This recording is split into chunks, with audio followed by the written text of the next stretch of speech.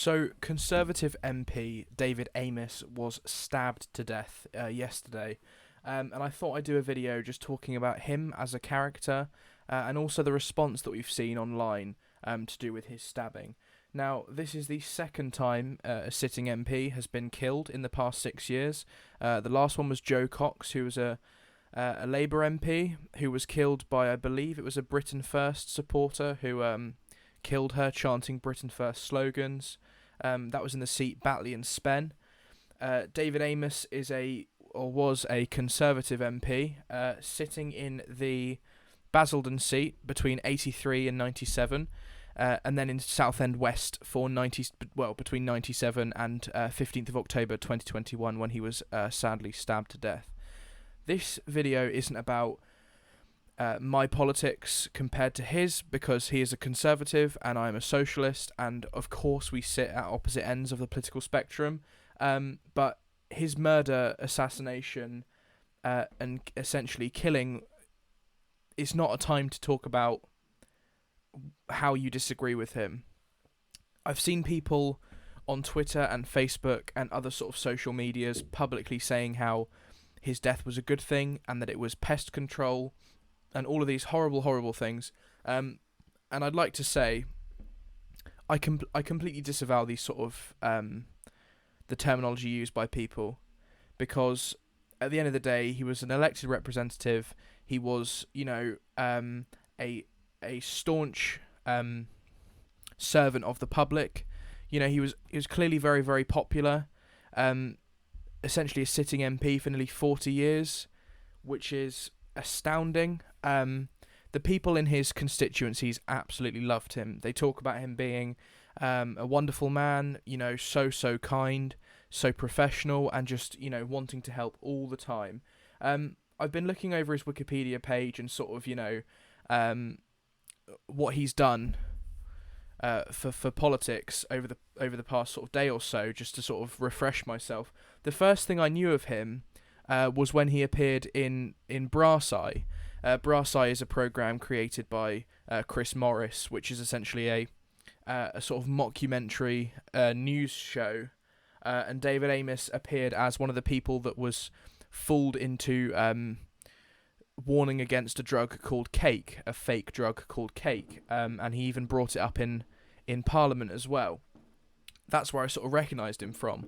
But looking into him as an MP, he's really made his mark, and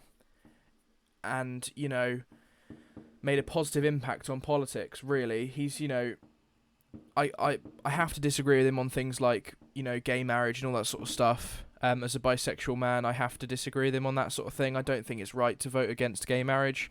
But like I said, this isn't a time to deconstruct his politics and say how much of a bad person he was, because at the end of the day, he was murdered in his seat, in a surgery essentially. So he was there to help people.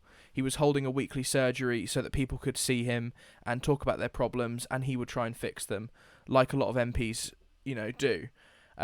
So now really is not the time to go after him or anything like that. He's got a family he's left behind, so many friends and staff, and of course his whole family, who are going to miss him terribly. But I'd just like to go over some of the things he did while he was an MP. One of them that really stands out to me is the Warm Homes and Energy Conservation Act.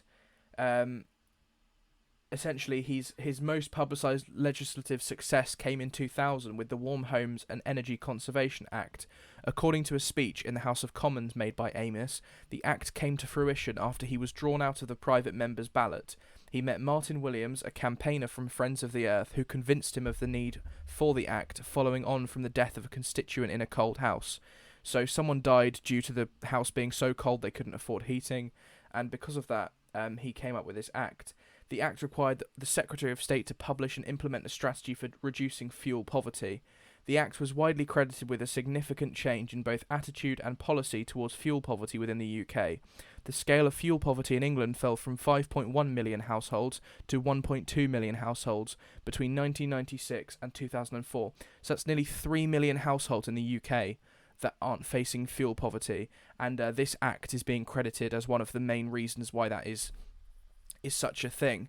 That's a brilliant bit of legislation to have under your belt, and I think there's a lot of people who are looking at him and going, okay, he's a Tory, therefore he's bad, and we should criticise him and celebrate his death. And whether you disagree with him politically, this isn't a time to celebrate his death. This isn't a time to say that it was justified. This was a terrorist attack. This was murder. Someone did assassinate him.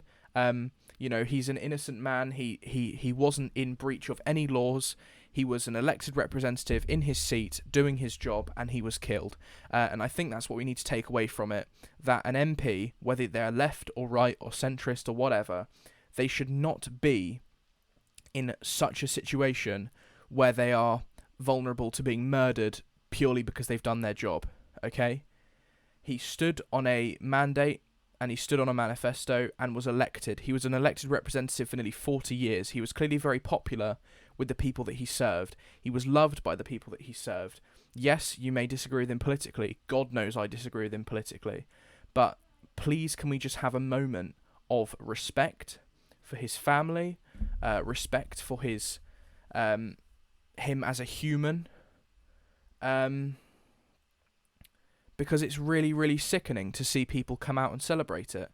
I'll be honest, when I heard the news, I was shocked, and it's just not a time to be celebratory of this man's death.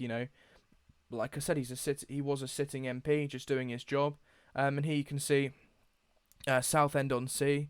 Another moving community-led vigil was held tonight at Belfairs Park in memory of Sir David Amess. Councillor Alan Deere of Belfairs Ward led the tribute, saying he was a gentleman and would be greatly missed. You've got families of all different walks of life attending a vigil to essentially give tribute to David and the work he did in the local community. Of course, we've got a photo here, Boris Johnson, the Home Secretary Priti Patel, Speaker of the House Lindsay Hoyle. I couldn't tell you who these two people are. I probably should have done my research a bit better. Keir Starmer was there also to lay a wreath.